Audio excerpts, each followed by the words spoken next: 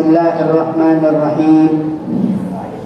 Assalamualaikum warahmatullahi wabarakatuh.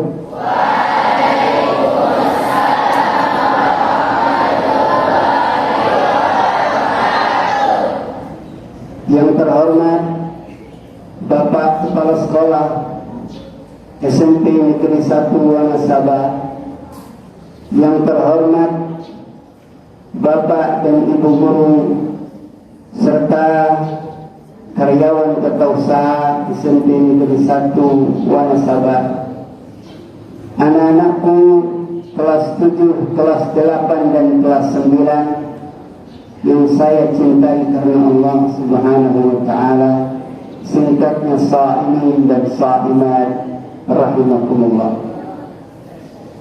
Sebelum Pak Guru sampaikan, Pak Guru lebih dahulu menyampaikan judul tausiah hari ini, yaitu memuliakan Al-Quranul Karim. Apa judulnya? Memuliakan Al-Quranul Karim. Pasang pendengarannya fokus pada ceramah singkat ini. Pak Guru berharap kita sama-sama memperoleh manfaat. Bismillahirrahmanirrahim. Alhamdulillahilladzi an'amana bi ni'matil iman wal Islam. Segala puji bagi Allah Subhanahu wa taala, Zat yang telah memberikan kita banyak nikmat, terutama nikmat iman dan nikmat Islam. Wa akramal muttaqina bi jannatin wa hurun 'ain, yang insyaallah akan memuliakan orang-orang yang bertakwa dengan jannah atau surganya. Wa hurun 'ain, di mana surga tersebut diiringi dengan bidadari-bidadari. Wassalatu wassalamu ala Rasulillah Nabiina Muhammadin. Berulang. Wassalatu wassalamu ala Rasulillah Nabiina Muhammadin.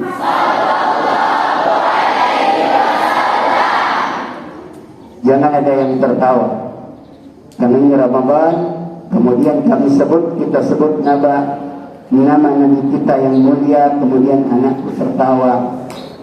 Ini nanti akibatnya pada kita sendiri.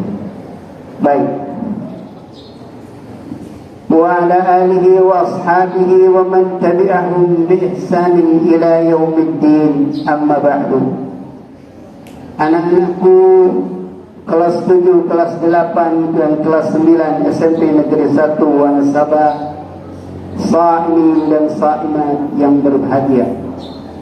Salah satu alasan kenapa bulan Ramadan diistimewakan oleh Allah dari bulan-bulan yang lain adalah karena Al-Quran diturunkan pada bulan ini. Allah Subhanahu wa ta'ala berfirman dalam surat Al-Baqarah, A'udzu billahi minasy syaithanir rajim.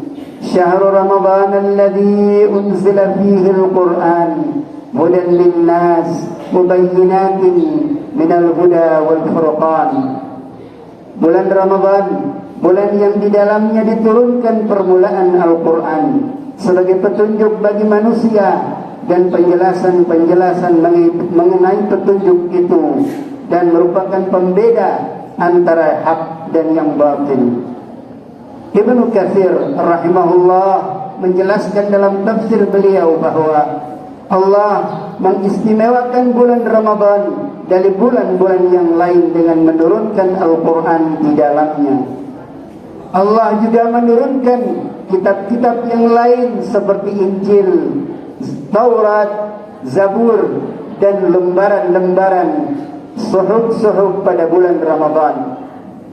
Ini berarti dalam sejarahnya bulan Ramadan merupakan bulan pencerahan bagi siapa saja yang bersedia menerima kebenaran itu.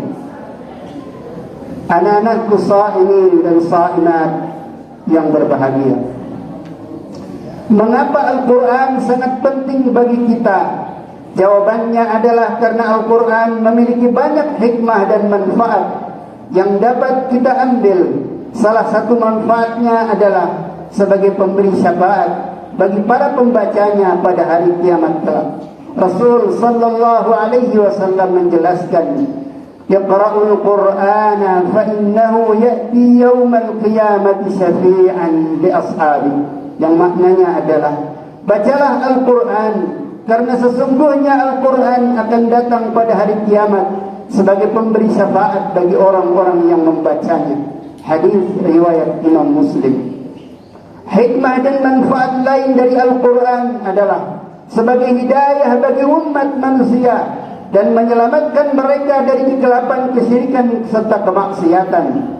Turunnya Al-Quran secara berangsur-angsur pun memiliki hikmah tertentu, yaitu untuk menguatkan hati Rasul sallallahu alaihi wasallam dan juga agar para sahabat mudah menghafal Al-Quran. Generasi sahabat adalah generasi terbaik umat ini. Menurut Syekh Sayyid Qutb dalam buku beliau Mu'allim Bit-Tariq, ada 3 faktor yang menjadikan para sahabat menjadi generasi terbaik. Yaitu, pertama, mereka menjadikan Al-Quran sebagai satu-satunya sumber pegangan hidup. Yang kedua, mereka menjadikan Islam sebagai titik tolak perubahan, baik perubahan pemikiran maupun kebudayaan. Yang ketiga, mereka membaca Al-Quran semata-mata untuk mengaplikasikan apa yang diinginkan Allah dalam kehidupan mereka. Intinya, kunci utama kesuksesan mereka adalah dengan tilawatul Quran. Anak-anakku yang berbahagia, sa'imin dan sa'imat yang berbahagia, karena begitu pentingnya Al-Quran, sampai-sampai Rasulullah mengutamakan sahabatnya berdasarkan kadar hafalan Al-Quran mereka. Rasulullah juga mendahulukan jenazah para sahabat yang paling banyak hafalannya untuk dikebumikan ketika mereka gugur di medan perang. Allah menjadikan Al-Quran mudah untuk dihafal bagi siapa saja yang berniat untuk menghafalnya. Allah berfirman dalam surat Al-Qamar ayat 17, "Sesungguhnya telah kami mudahkan Al-Quran untuk pelajaran, maka adakah orang yang mengambil pelajaran itu?" Para salafus saleh juga berlomba-lomba untuk menghafalkan Al-Quran. Mereka merasa termotivasi dengan ayat yang Allah sampaikan pada surat Al-Qamar tersebut.